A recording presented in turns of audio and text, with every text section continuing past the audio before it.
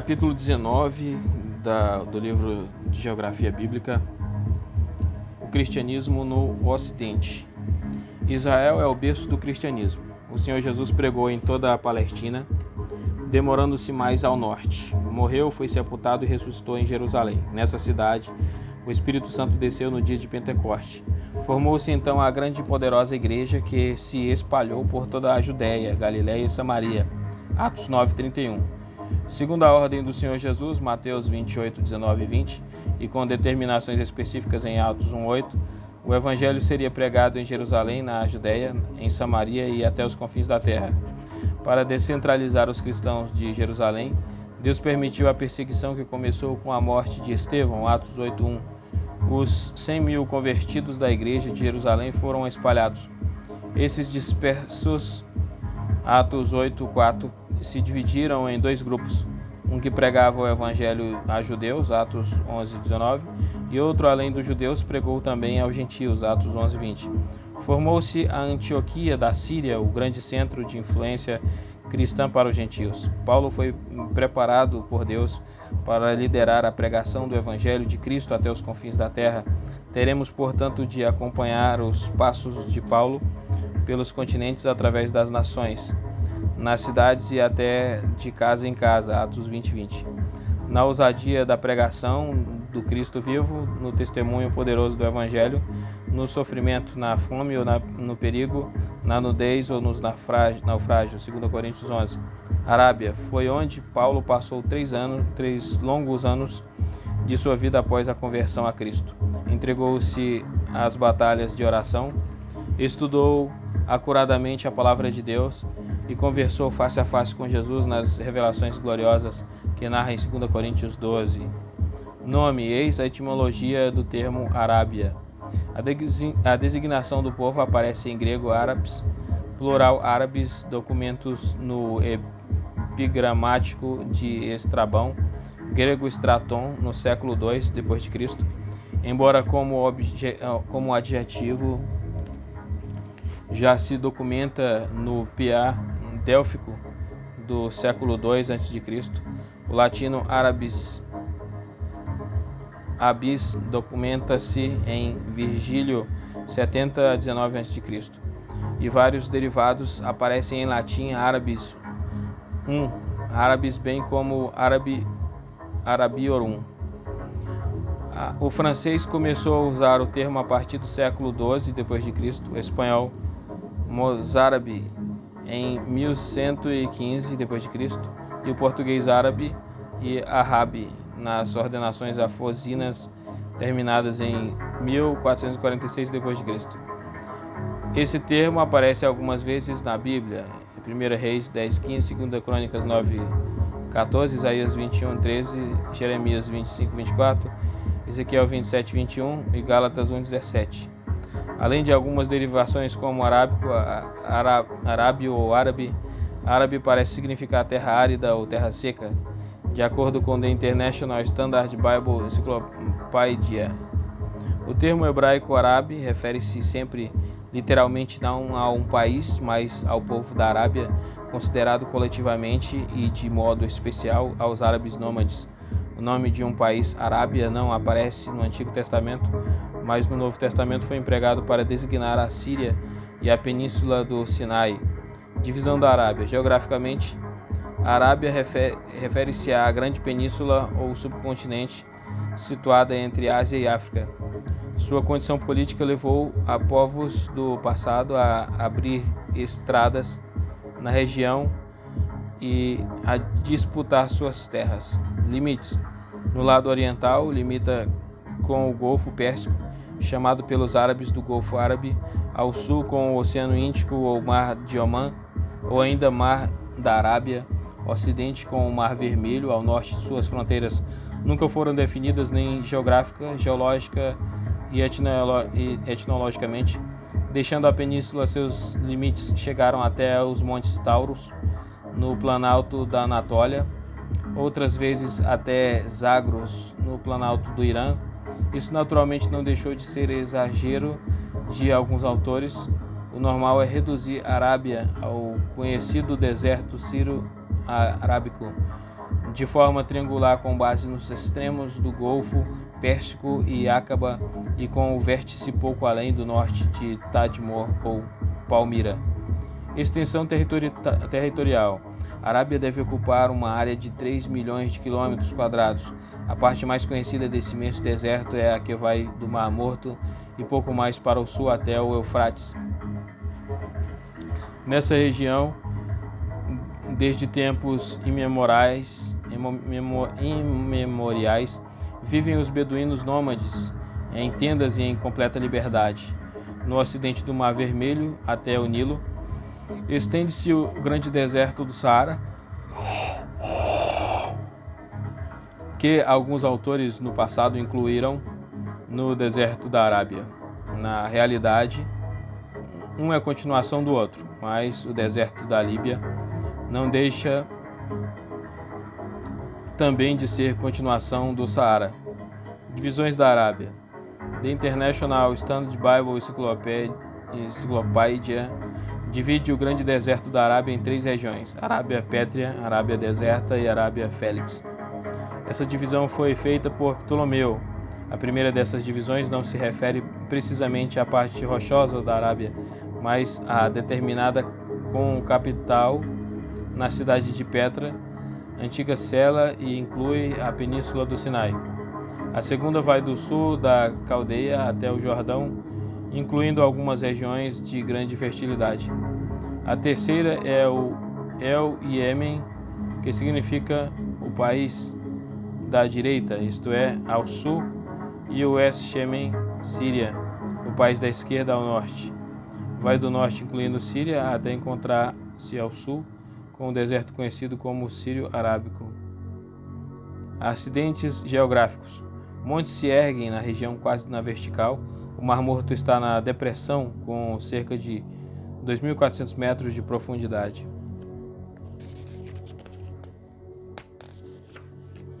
Essa cadeia de altos montes corre leste e a oeste do Mar Vermelho. No ocidente acompanha o deserto do Saara e o leste passa pelo Oceano Índico e termina no Golfo Pérsico. Do Golfo de Aqaba até o extremo sul de Meca, quase tocando nos montes Azir, no paralelo 20º, está o que os árabes chamam de Al-Higaz, que vem a ser barreira. Segue-se então uma estreita faixa de terra denominada Tiama, desnuda e tórrida. Começam aí os montes de Iêmen, chegando a alcançar alguns nada menos de 300 metros. A cadeia montanhosa que acompanha o Índico é menos elevada que a primeira. As muitas depressões da região facilitam as comunicações entre nações e cidades. Dessas depressões, a mais importante é o Wadi Hadramaut. Pouco além estão os montes da região de Mara, com seus famosos camelos.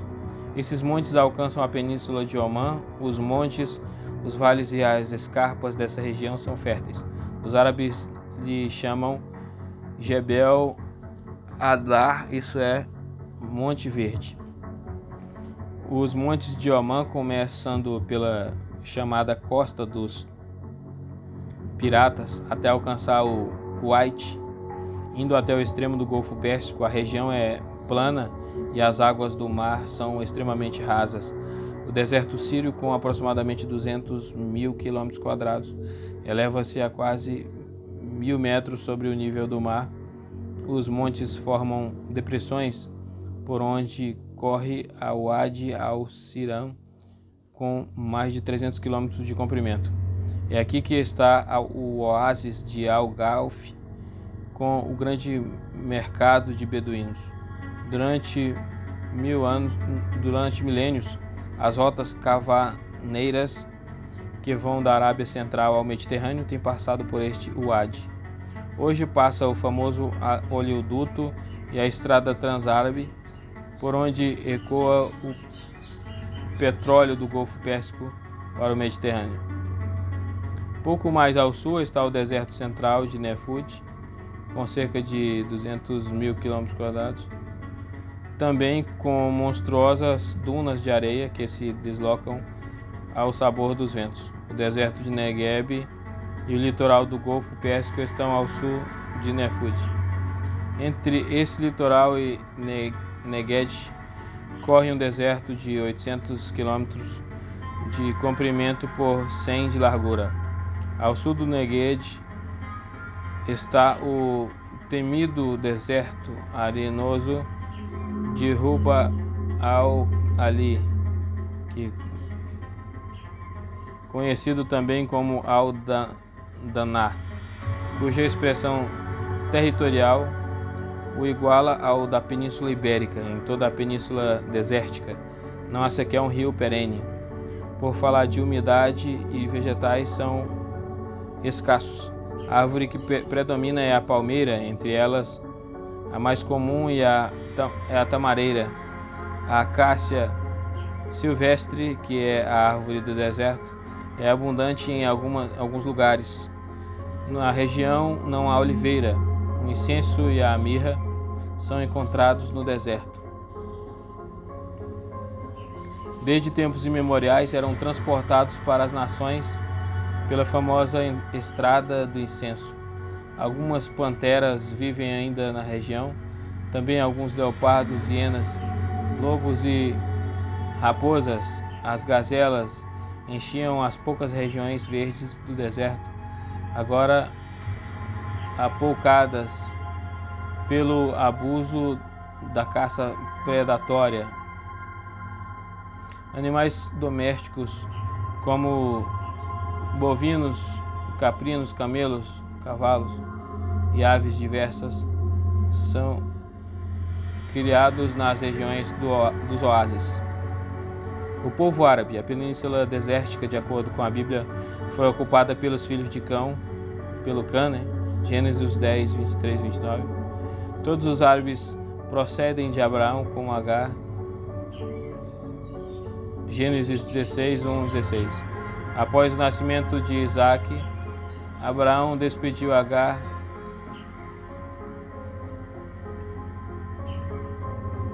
que se foi com o filho Ismael para o deserto. Gênesis 21, 8 ao 21.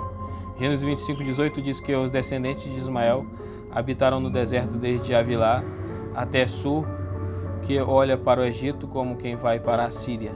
Os ismaelitas se tornaram famosos mercadores, compraram José e o venderam no Egito. Gênesis 37, 25.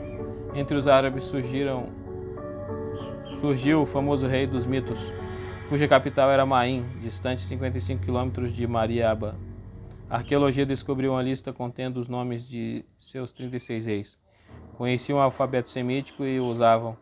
O reino dos Mimos foi absorvido pelos sabeus, conhecidos na Bíblia como reino de Sabá. Os árabes se relacionavam com os hebreus, compravam e vendiam aos hebreus. Gênesis 37, 27. Juízes 6, 1. Salomão comprou deles ouro, prata e especiarias. 2 Crônicas 9, 14. Josafá recebeu deles tributos em gado e ovelhas. 2 Crônicas 17, 11. No reinado de Jorão, os árabes com outros povos saquearam Jerusalém. 2 Crônicas 21, 16.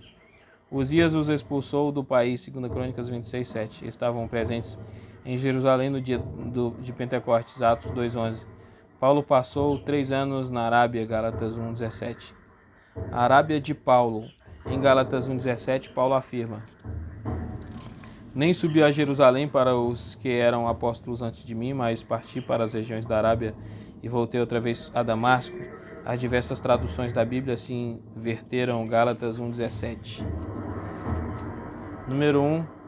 Parti para as regiões da Arábia. Almeida Revista Atualizada. Edição 1993. 2. Parti para a Arábia. Versão revisada. Melhores textos. Nova versão internacional. 3. Parti incontinente para a Arábia. W.C. Taylor. 4. Mas fui à Arábia. Trinitarian Bible Society, Londres, 1948. 5. Mesopotâmia, Neandai em Arábia. Giovanni Diodati, Roma, 1946. 6. Sino que fui à Arábia. Cipriano de Valera, 1960. Fui para a Arábia, cartas para hoje, J.B. Phillips, Vida Nova, 1994. 8. Fui para a região da Arábia, nova tradução da linguagem de hoje, 2000. 9. Dirigi-me aos desertos da Arábia, cartas vivas, Kenneth N. Taylor, São Paulo, editora Vida Evangélica, 1967. Resta-nos agora saber qual foi a Arábia em que Paulo passou 3 anos, segundo Gálatas 1,17. Para Humberto Roden, os fatos se passaram mais ou menos assim. O termo Arábia comportava, neste tempo, um sentido muito amplo. Abrangia toda a Península Arábica e se estendia até Damasco e além até as águas do Eufrates. A alma desse país era formada pelo reino dos nabateus, chamada Arábia Pétrea. Aretas, o rei dos árabes nabateus, Vivai, então em pé de guerra com Herodes Antipas, tetrarca da Galileia, o qual repudiara a sua legítima esposa, filha de Aretas, por amor de Herodíades. Calculou Paulo que nesse recanto se acharia seguro contra os esbirros do Sinédrio, que súditos de Herodes dificilmente penetrariam nos domínios de Aretas. Intentou-se, pois, o discípulo de Gamaliel num dos ermos que ocupavam vasta zona da Península Arábia, vestido de beduíno com larga túnica branca, cinto de couro com o kefte, turbante de variadas cores. Foi habitar numa caverna ou pediu agasalho em moderníssima tenda a um dos nômades que viviam na imensa monotonia dessas estepes agrestes, onde mais tarde se espiritualizam tantos eremitas cristãos. Em O Novo Dicionário da Bíblia, WWSL, PhD e professor de literatura bíblica, informa o seguinte sobre a Arábia de Paulo. A Arábia é mencionada apenas 2 vezes no Novo Testamento. Paulo relata como, após a sua conversão, ele foi para a Arábia, Gálatas 1,17. Nenhum outro relato sobre esse incidente ocorre no Novo Testamento. O local exato para onde Paulo foi é muito incerto, visto que a Arábia, para a mente greco-romana, significava o reino dos nabateus. É possível que ele tenha ido para lá, talvez para Petra, a capital, porque ele foi para lá não é revelado. Quiçá seu propósito tenha sido estar sozinho para comungar com Deus. Kalak sugere que Paulo levou a efeito uma missão de pregação ali, visto que na Epístola aos Gálatas, onde ele menciona esse incidente, a antítese não é entre conferências com cristãos de Jerusalém e conferências com Deus no deserto, mas antes obedecer imediatamente à sua comissão de pregar aos gentios e ir a Jerusalém para obter a autoridade de fazer tal. Dr. W. C. Taylor declara: "Fui-me embora para dentro da Arábia", é o que Paulo realmente escreveu. Parece uma viagem considerável. Não sou dogmático em pensar que ele foi ao Sinai. A Península Sinaítica estava longe de Damasco.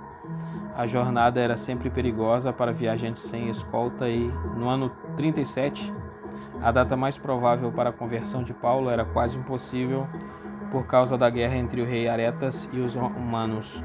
Taylor prossegue: a Arábia, ele agora é impelido pelo Espírito, como Cristo fora impelido para o deserto, e o rabi que se sentara aos pés de Gamaliel, sentado agora aos pés de Cristo, se torna o grande mestre da igreja, interpretando o cristianismo no sentido de ser uma religião universal. Continuando, Taylor segue mostrando o valor da Arábia para Paulo. Esta é a cadeia de provas de sua independência dos 12. Cristo foi o mestre de Paulo, não Pedro, Tiago e João. Damasco foi o berço espiritual de Paulo, não Jerusalém. Paulo estudou teologia na Arábia, não em Jerusalém. Paulo visitou os 12 como colega, não como discípulo. Paulo discutiu o evangelho com os demais líderes como sócio na evangelização mundial e não como enviado deles. Paulo corrigiu as imperfeições deles na aplicação dos princípios evangélicos. Paulo demonstrou em Jerusalém a autenticidade do seu evangelho e, pelo notório caso de Tito, venceu toda a oposição. Ele afirma mais ainda: naturalmente não insistimos que Paulo esteve no Sinai apenas por motivos sentimentais. Existem razões sólidas. Primeiro, a Arábia é por ele mesmo identificada como Sinai, na alegoria de Gálatas 4:21. A pronúncia de Sinai pelos árabes como Agar, Gálatas 4:25. Paulo chegaria a saber lá na vizinhança e não em outra parte. 3. Fosse ao pé do Sinai ou mais longe, Paulo sem dúvida contemplara o Sinai na sua meditação. Viu que o Calvário sobrepuja e eclipsa o Sinai e faz este desaparecer com seus relâmpagos e ameaças. Hebreus 12:18-22. Seriam mais vivas estas meditações na vizinhança. Crisóstomo e outros alegavam que Paulo evangelizava no deserto. Isso não é, porém, declarado nem é provável. Lichtfold, pois no estudo especial sobre o assunto, parece ter razão em dizer: assim no deserto do Sinai, como no Monte da Transfiguração, se encontram 3 dispensações como se fossem uma só. Aqui Moisés recebera as tábuas da lei no meio do fogo, temporal e espesso negrume. Aqui de novo Elias, profeta típico, escutara a voz de Deus e partiu, refrigerado para a sua missão de justiça. E finalmente aqui na plenitude dos tempos, São Paulo, o maior pregador daquele de quem a lei e os profetas falaram, ficou fortificado e santificado para a sua grande obra. Foi instruído tanto na largura como no comprimento da sabedoria de Deus e foi transformado de campeão de uma tradição intolerante e estreita para ser o apóstolo de grande coração aos gentios. Com The Lichtfold sobre Gálatas, página 89. Então a Arábia de Paulo deve ter sido numa cidade do reino dos nabateus ou em algum lugar da imensa península do Sinai, entre Cádiz Barneia e o Monte de Moisés. Foi um lugar calmo, solitário e convidativo à comunhão com Deus. Talvez ele tenha morado em tenda com algum conhecido e fabricado tendas para garantir sua manutenção. É possível que tenha pregado a palavra e ganhado algumas almas para Cristo. Seu objetivo principal, entretanto, foi sentar-se aos pés de Cristo e harmonizar lei e graça, preparando-se assim para ser mestre dos gentios na fé e na verdade. 1 Timóteo 2:7. Damasco. Nome em hebraico Dameque, provavelmente lugar bem irrigado ou cidade de caravanas. Egípcio Timisk, aramaico Dimazak, grego Damascos, latim Damascus. Localização: limita-se a leste com os montes Antilíbanos, a sudeste sombreada com o Monte Hermon, Cantares 7:4. Fica no noroeste da planície de Ruta ou El Gutá, a 33 graus latitude e 33 graus 18 longitude e a 690 metros sobre o nível do mar. Limita ao ocidente com o deserto sírio-arábico, banhada pelo famoso rio Barada e Abana de 2 Reis 5:12 e pelo Farfar. Fica 224 quilômetros ao norte de Jerusalém. A planície onde Damasco está plantada tem uma circunferência de 112 quilômetros. Dela partem rotas para o Mediterrâneo, distante 105 quilômetros rumo ao oeste, passando pela antiga Tiro, Ezequiel 27:18. Pela costa chega ao Egito, pelo oriente chegava no passado a Síria e Babilônia, e pelo sul alcança a Arábia através de Israel ou Jordânia. Pelo norte comunicava-se com Alepo. Nas escrituras sagradas a cidade é chamada de Síria de Damasco, 2 Samuel 8:5. Estrabão cognominou-a Coele Síria, A Damasco moderna ocupa uma área de 3 por 1,5 km² ao longo do rio Barada. Uma rua muito longa é conservada e se chama Dar al-Mustaqim, isto é, a rua direita. Provavelmente em algum ponto dessa cidade estava a casa de Judas, Atos 9 e 11, para onde Paulo foi conduzido e permaneceu cego em jejum e oração, e onde o pastor Ananias o encontrou e o batizou, e pela imposição das mãos Paulo foi cheio do Espírito Santo, Atos 9:17. Antiguidade. Admite-se que Damasco seja uma das mais antigas cidades do mundo. 2 milênios antes de Cristo já apareceu no Antigo Testamento em Gênesis 14:15. É provável que tenha sido fundada pelos sumérios primitivos que a estabeleceram para dominar as regiões da Anatólia. É mencionada cerca de 40 vezes no Antigo Testamento. No Novo é assinalada 15 vezes, sempre associada à vida de Paulo. História. Conhecida desde tempos imemoriais, alinha-se entre os lugares conhecidos como pré-históricos. Isaías 7:8 diz que Damasco é o cabeça de Arã. Segundo, Abrão derrotou a coligação de reis orientais perto de Damasco, Gênesis 14:15. Terceiro, Abraão tinha um servo fiel chamado Eliezer, que era de Damasco, Gênesis 15:2. Quarto, Davi tomou Damasco e nela estabeleceu guarnições, 2 Samuel 8:5 e 1 Crônicas 18:5. Quinto, Ezion, Tabrimon e Ben-Hadad, reis da Síria no tempo de Asa, rei de Judá, residia em Damasco, 1 Reis 15:18.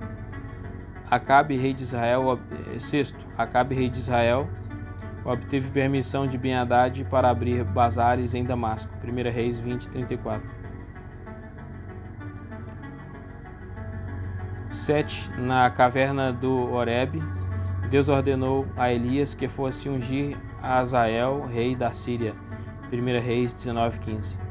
8. Ben-Hadad, enfermo, recebeu a visita de Eliseu, 2 Reis 8:7. 9. Salmanasar, rei da Síria, derrotou Azael no Monte Hermon e o reduziu a seu tributário, 842 a.C. Acais, rei de Judá, pediu auxílio a Tiglat-Pileser III, rei da Síria, tomou Damasco e deportou seus habitantes para Quir, 2 Reis 16:5-9. 10. Damasco teve transações comerciais com Tiro, Ezequiel 27:18. No período Seleucida, Damasco deixou de ser capital, consequentemente, perdeu grande parte de seu riquíssimo comércio. Antioquia suplantou a pouco tempo depois. Damasco ficou sendo a capital da Coeli Síria no reinado de Antíoco IX, em 111 a.C. Aretas, o Nabateu, conquistou Damasco em 85 a.C., entregando-a a seguir a Triganes da Armênia. Em 64 a.C., Damasco tornou-se uma cidade romana. No tempo de Paulo, Damasco era governada por Aretas IV, 9 a.C., 40 d.C., que derrotou seu genro Herodes Antipas, 2 Coríntios 11:32. Em Damasco havia inúmeras sinagogas, Atos 9:2. Nessa cidade, Paulo pregou sua primeira mensagem cristã, perseguido por Aretas ou discípulos, e desceram pela muralha por um grande cesto, Atos 9:20-25.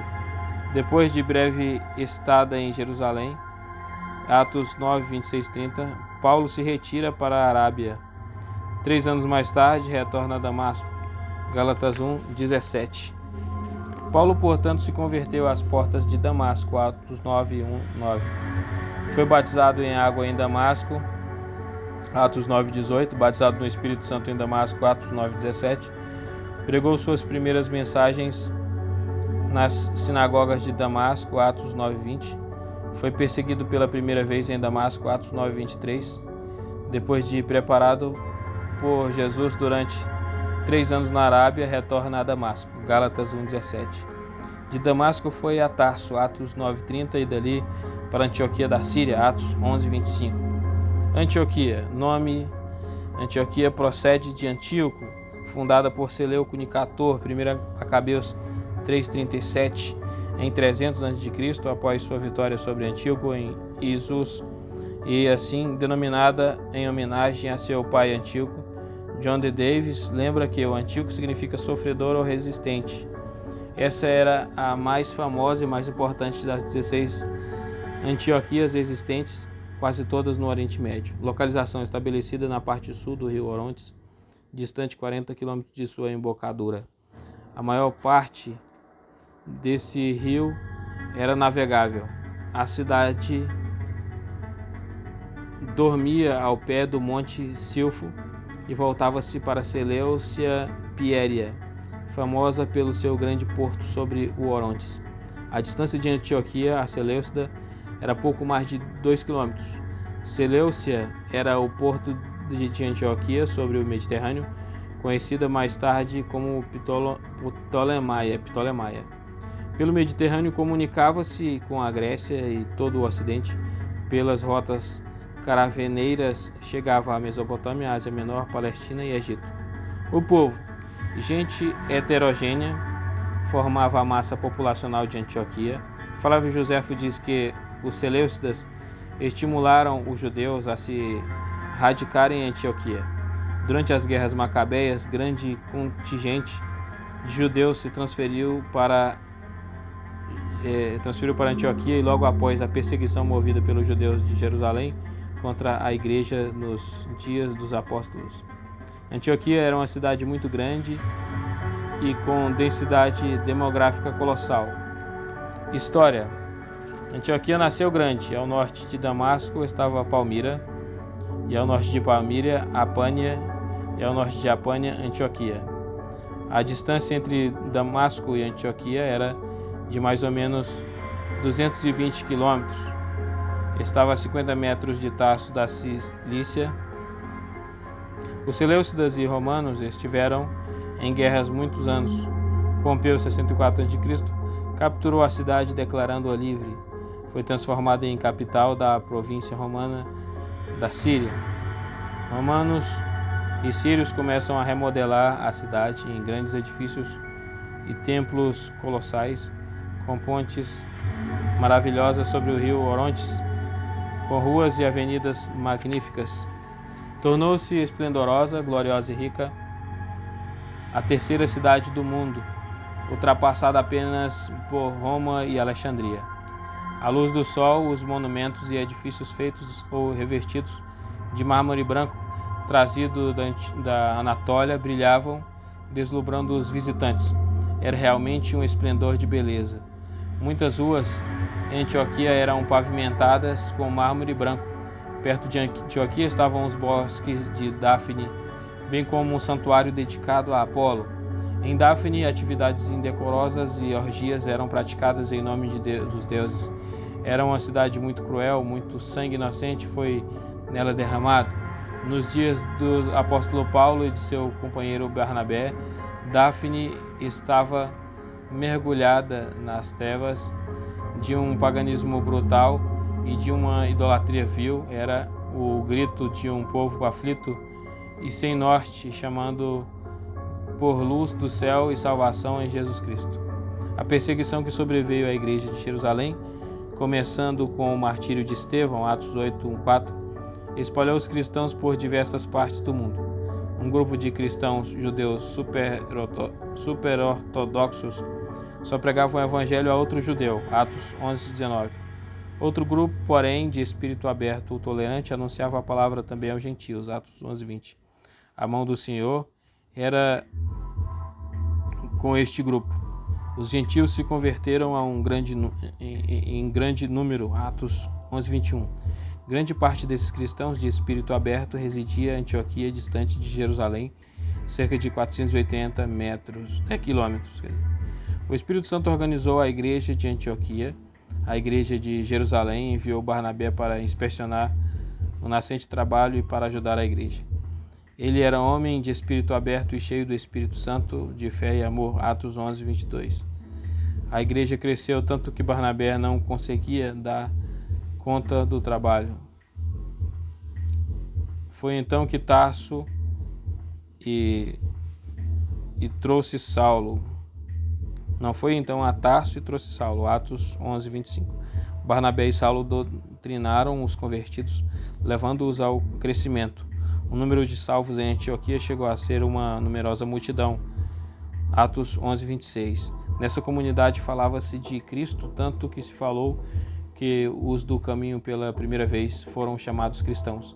Antioquia da Síria foi um ponto estratégico para o estabelecimento da igreja gentílica dessa cidade. O evangelho foi levado a povos, línguas e nações. O evangelho de evangelização na região continuou crescendo.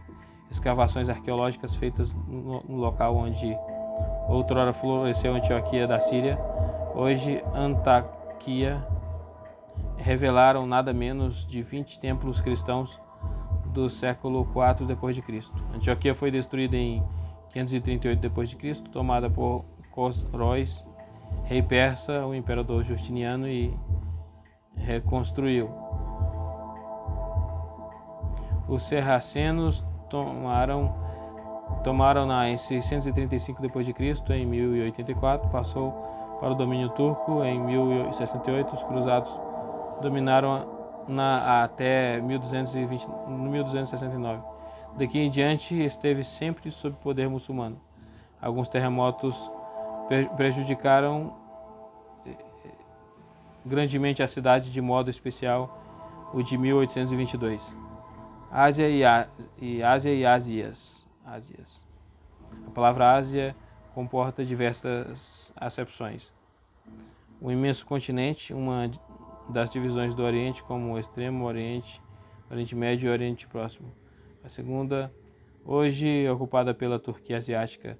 4. A região de 7 igrejas do livro do Apocalipse, acrescida de outras pequenas cidades. A pregação de Paulo em Éfeso possibilitou a que toda a Ásia ouvisse a palavra, tanto judeus como gregos. Atos 19:10. É praticamente certo que o apóstolo não está se referindo ao continente asiático com o uso do termo Ásia, nem a uma de suas imensas regiões, nem mesmo a Anatólia, mas a Ásia proconsular, a região das 7 igrejas. Estudaremos em primeiro lugar a região da Anatólia, depois acompanharemos os passos do apóstolo Paulo, não só da Anatólia, mas na Grécia e em Roma. Anatólia, nome. Essa região recebeu diversos nomes. Ásia foi o nome que a Roma clássica deu à imensa península que ocupa a metade da atual Turquia. Fica a 33 graus no termo médio, 450 quilômetros, 26 graus, 40 longitude, 1000 quilômetros. O historiador grego Heródoto chamou também de Ásia, em sentido restrito, esta região, e o mesmo se vê em 1 Macabeus 8:6. Ásia Menor, Osório foi o primeiro a empregar esta terminologia por volta de 400 d.C. Essa designação se tornou popular rapidamente. Entretanto, a tendência dos historiadores atuais é chamá-la de Anatólia. Anatólia do grego, terra do sol nascente, ou simplesmente Levante. A Enciclopédia Mirator Internacional informa: a palavra Ásia origina-se de denominações dadas em meados do segundo milênio antes de Cristo, por termos hititas e egípcios, respectivamente as costas ocidentais, a Suva e regiões meridionais, e Ásia da Ásia Menor. Homero da Ilíada chamou Ásios uma planície do Vale Caístro, em Éfeso e Sardes. Extensão: a península da Ásia Menor deve ter 520 mil quilômetros, mas a Anatólia dos romanos parece-nos não ocupar todo o território da Ásia Menor e devia medir aproximadamente 450 mil quilômetros do Helesponto ao Mar Euxino são mais ou menos 424 quilômetros. Fronteiras: Anatólia ao norte confina com o Mar Euxino, hoje chamado Negro, ao sul com o Mediterrâneo, ao ocidente com o Mar Egeu e a leste com a Cordilheira do Taurus. Esse território todo, mais Istambul e a Trácia, constitui a moderna Turquia, cuja capital é Ankara. Essa cidade dista de Bogaskoi, capital do primitivo Império Hiteu, apenas 128 quilômetros. As fronteiras internacionais da Turquia hoje são a leste com a União Soviética e Irã no oeste com Bulgária e Síria, ao sul com Síria e Iraque, ao norte com o Mar Negro. População: James Adams calculou a população da Anatólia no tempo do Império Romano, 10 milhões de habitantes. Isso não passa, entretanto, de conjectura. A Turquia atual tem entre 38 e 40 milhões de habitantes.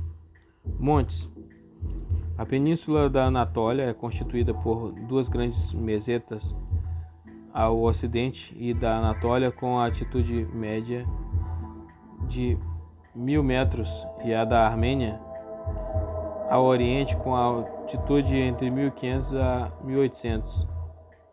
Da elevação da Armênia partem os montes Pôncios e Taurus. Na continuação destes montes, na parte sul, forma-se uma comarca típica, o Kurdestão, que adentra no Iraque e no Irã. Na Turquia europeia, os montes principais são Istranca e Tekindag, que formam a península de Çatalca, onde foi Istambul, e a de Galípoli, paredão norte dos Dardanelos. O ponto culminante de todo o país é o Ararat, com 5.165 metros. Nos maciços da Armênia, junto à fronteira da União Soviética e Irã, o Monte Argeu eleva-se a 3.970 metros. Planícies: a região da Ásia Menor é essencialmente montanhosa, mas entre os montes abrem-se vãos, que são colossais planícies que se multiplicam pelo país, principalmente de Cairã, Lídia, Mídias e Tiaria, Pérgamo e Troade, ao longo de Helesponto, Mar de Marmara e Bósforo, há consideráveis áreas cultivadas